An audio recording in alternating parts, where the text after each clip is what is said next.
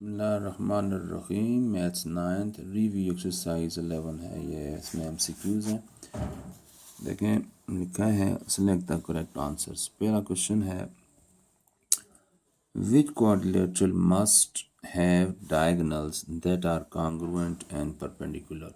कौन सी क्वाड्रिलेटरल होगी जिसके डायगोनल्स जो हैं वो कॉन्ग्रुएंट भी हों और पैरेलल भी हों। तो रोम्बस, स्क्वायर, ट्रेपज़ॉइड और पैरेललोग्राम हमें दी हुई है। तो हम इसकी डायग्राम ड्रा करके इसको ज़रा एक्सप्लेन कर रहे हैं। देखो ये हमारे पास रोम्बस है, ये स्क्वायर है, ये रेक्टेंगल है और ये ट्रेपेजियम है। ये जो रोम्बस होता है इसकी चारों साइड्स की लेंथ इक्वल होती है, लेकिन एंगल्स जो है राइट एंगल नहीं होते। अपोजिट एंगल बराबर हैं लेकिन राइट एंगल नहीं है। स्क्वायर में ये फ़र्क है, इसकी चारों साइड्स इक्वल होती हैं, लेकिन ये इसके रेक्टेंगल ये ट्राई इसके जो एंगल्स हैं वो चारों 90 के होते हैं, ठीक है। और इसके ये डायगोनल्स हैं ये एक दूसरे पर परपेंडिकुलर भी हैं और इक्वल भी हैं। अब यहाँ पर तो देखें ये रेक्टेंगल है, इसकी अपोजिट साइड्स जो हैं ये इक्वल हैं और ये हैं भी एक दूसरे पर 90 का एंगल बना रहे हैं। चार एंगल 90 के होते हैं। ये ट्रेपज़ॉइड है, इसके अपोजिट साइड ये दो जो हैं ये पैरेलल होती हैं, बाकी ये दो पैरेलल नहीं होती हैं और इस तरह की शक्ल बन जाती है। अब देखें सवाल में उसने कहा है which quadrilateral must have diagonals that are congruent. कौन सा क्वाड्रिलेटरल है जिसके डायगोनल्स कॉन्ग्रुएंट हों और परपेंडिकुलर हों। तो कॉन्ग्रुएंट और परपेंडिकुलर जो हैं वो ये स्क्वायर के हैं, ठीक है। अब देखें डायगोनल्स इसके देखो तो ये डायगोनल छोटा है, ये बड़ा है, ठीक है। इसके डायगोनल्स देखो तो ये डायगोनल्स इक्वल तो हैं लेकिन 90 के एंगल नहीं बना रहे, परपेंडिकुलर नहीं है एक दूसरे पर। इसने कहा परपेंडिकुलर भी हो। इनके डायगोनल्स की तरफ देखो तो ये परपेंडिकुलर नहीं है एक दूसरे पर, ठीक है। अब ये जो स्क्वायर है इसके डायगोनल्स कॉन्ग्रुएंट भी हैं और परपेंडिकुलर भी हैं। ये 90 के एंगल बना हुआ है, ठीक है। ये तो हमारे पास बी करेक्ट है आंसर। अगले में जाए तो लिखता है हाउ मैनी क्वाड्रिलेटरल्स क्वाड्रिलेटरल ना इक्विलेटरल ट्रायंगल। हमारे पास कितनी इक्विलेटरल ट्रायंगल बन सकती हैं। Can be made by joining the mid point of sides of equilateral triangle. Equilateral triangle है, उसके साइड के मिड पॉइंट को जब मिलाते हैं तो उससे कितनी इक्विलेटरल ट्रायंगल बन सकती हैं। तो हम पहले इक्विलेटरल ट्रायंगल ड्रा करते हैं। यहाँ देखें मैंने इक्विलेटरल ट्रायंगल ड्रा की हुई, ये देखें ये इक्विलेटरल ट्रायंगल है, ठीक है। इसकी तीनों साइड्स इक्वल हैं। तो इनका इस एक साइड का मिड पॉइंट ये है, इस साइड का मिड पॉइंट ये है, इस साइड का मिड पॉइंट ये है। इन मिड पॉइंट्स को आपस में मिलाओ, या आपस में हमने मिड पॉइंट मिला दिए। तो मिलाने से हमारे पास 1 2 3 4 इक्विलेटरल ट्रायंगल्स बन जाती हैं। तो हमारे पास आंसर क्या हुआ, सी इज़ करेक्ट, 4 इक्विलेटरल ट्रायंगल्स बन जाएंगी। ये तीसरा क्वेश्चन है which statement must be true. इसमें कौन सी स्टेटमेंट जो है वो ट्रू है, मस्ट बी ट्रू है। पहली बात लिखी हुई है if a parallelogram is not a rectangle. अगर एक पैरेललोग्राम जो है वो रेक्टेंगल नहीं है then it is not a square, फिर ये स्क्वायर भी नहीं है। ये बात ठीक की हुई है क्योंकि एक पैरेललोग्राम है वो रेक्टेंगल नहीं है। रेक्टेंगल से मतलब ये है उसके जो एंगल्स हैं वो 90 के नहीं है और अपोजिट साइड्स भी इक्वल नहीं है। तो ये ज़ाहिर बात है, ये तो स्क्वायर तो बन नहीं सकता, इज़ नॉट ए स्क्वायर, ये बात ठीक है। अब यहाँ पर लिखी हुई है if a parallelogram is not a square. अगर एक पैरेललोग्राम स्क्वायर नहीं है then it is not a square, it is not a rectangle. ज़रूरी नहीं है ऐसी बात हो, अगर स्क्वायर नहीं है तो वो रेक्टेंगल तो हो सकती है। स्क्वायर होने के लिए तो अपोजिट साइड्स बराबर होनी है ना। तो अपोजिट साइड बराबर ना हो लेकिन नहीं, अपोजिट साइड बराबर हो, चारों साइड्स बराबर ना हो तो वो रेक्टेंगल कहलाती है, और चारों साइड्स बराबर हो वो स्क्वायर कहलाती है। तो ऐसी पैरेललोग्राम जिसकी जो स्क्वायर ना हो तो वो ज़रूरी नहीं है कि वो रेक्टेंगल भी नहीं होगी, ठीक है। मसलन ये देखें ये तो स्क्वायर नहीं है लेकिन ये रेक्टेंगल तो है, ठीक है ना। तो क्योंकि इसकी अपोजिट साइड जो है वो पैरेलल भी हैं और इक्वल भी हैं, इक्वल इन लेंथ। ये दोनों भी अपने पैरेलल भी हैं, इक्वल इन लेंथ, लेकिन ये स्क्वायर नहीं है। तो ज़रूरी नहीं है कि जो डायग्राम स्क्वायर ना हो तो रेक्टेंगल नहीं होगी। तो ये बात भी गलत है।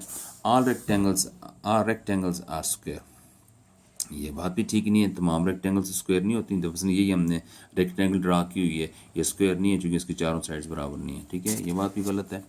If a parallelogram is rectangle, अगर एक पैरेललोग्राम रेक्टेंगल है then it is a square, फिर ये स्क्वायर भी कहलाएगी। वो कहता है नहीं, ये देखो हमारे पास वही डायग्राम है कि रेक्टेंगल तो है, it is not a square, ठीक है। तो यानी it is if a parallelogram, ये पैरेललोग्राम ही है क्योंकि इसकी अपोजिट साइड पैरेलल है ना, तो पैरेललोग्राम होने के बावजूद ये रेक्टेंगल तो है लेकिन स्क्वायर नहीं है। अब पहली जो बात है वो सब ए बी सी में बी सी और डी गलत हैं और ये ए ठीक है। अब इसके आगे देखते हैं, अगला क्वेश्चन है, लिखा है विच quadrilaterals diagonals are perpendicular to each other, कौन से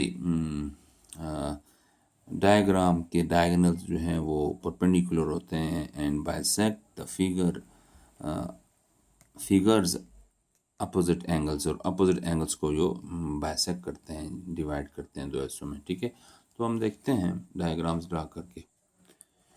तो देखें उसने क्या कहा था कि विच क्वाड्रिलेटरल्स डायगोनल्स आर परपेंडिकुलर, कौन सी क्वाड्रिलेटर के जो डायगोनल्स हैं वो परपेंडिकुलर टू ईच अदर हैं और bisect the figures opposite angles, और अपोजिट एंगल्स को बाइसेक्ट भी करते हैं।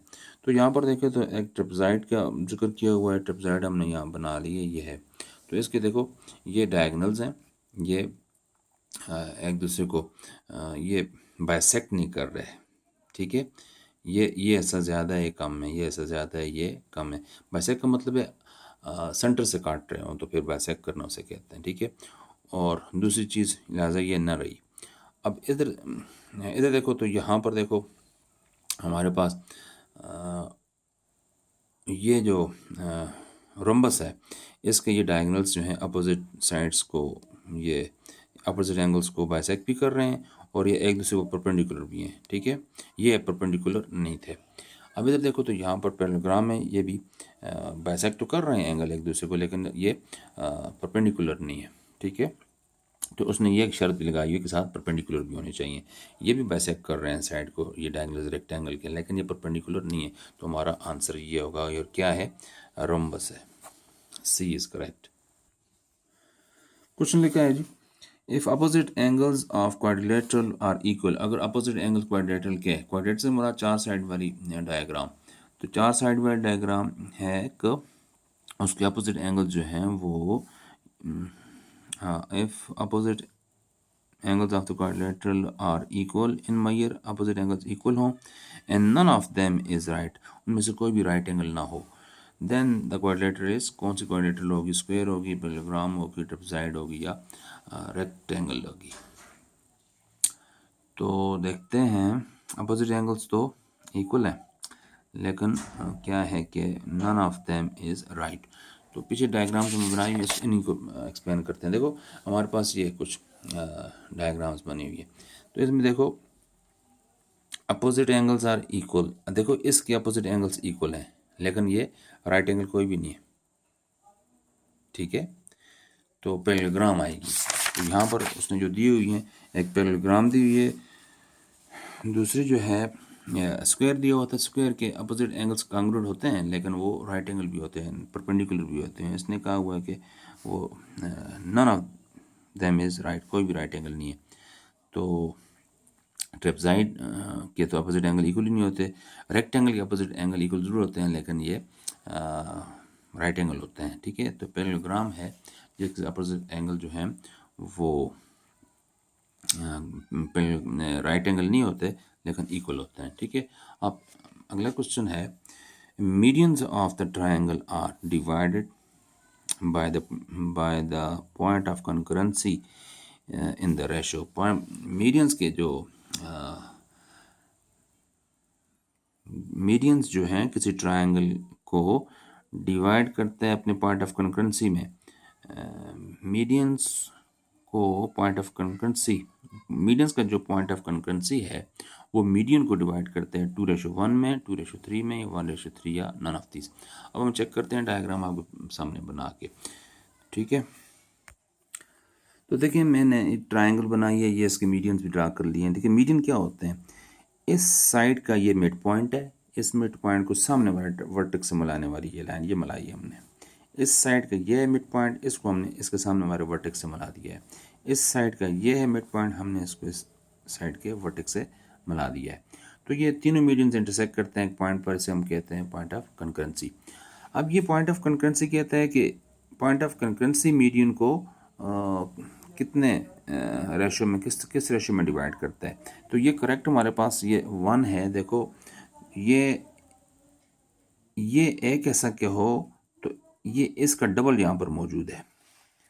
देखो ये जितनी लेंथ है इसके डबल यहाँ पर लेंथ मौजूद है, यानी ये लेंथ अप्रॉक्सीमेटली यहाँ तक आती है, यहाँ से आगे फिर यहाँ तक, यानी इसका डबल है ये, ठीक है। तो इसका मतलब ये हुआ कि ये मीडियन जो है, अगर इसके 3 ऐसे कर लें 1 2 3, तो 2 ऐसे इधर रह जाता है, 1 ऐसे इधर रह जाता है, ठीक है।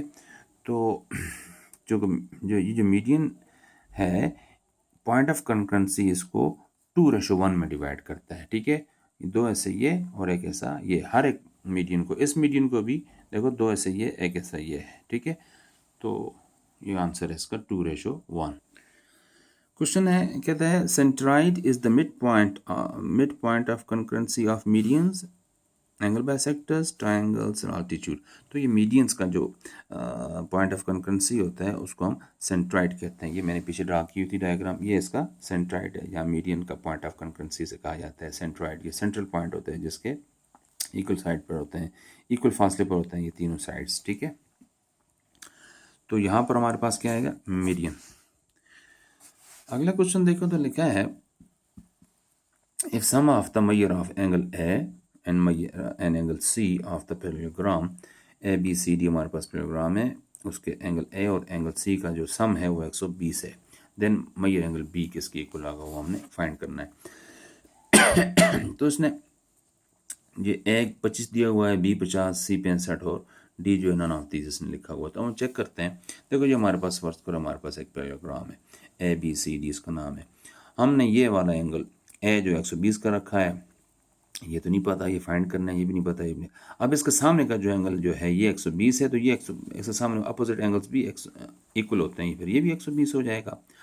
अब ये बी कितना है वो हमने फाइंड करना है। तो देखो हमें पता है कि किसी भी जो डायग्राम्स की 4 साइडें होती हैं, ठीक है, तो उसमें एंगल्स का सम जो होता है 360 होता है, ठीक है।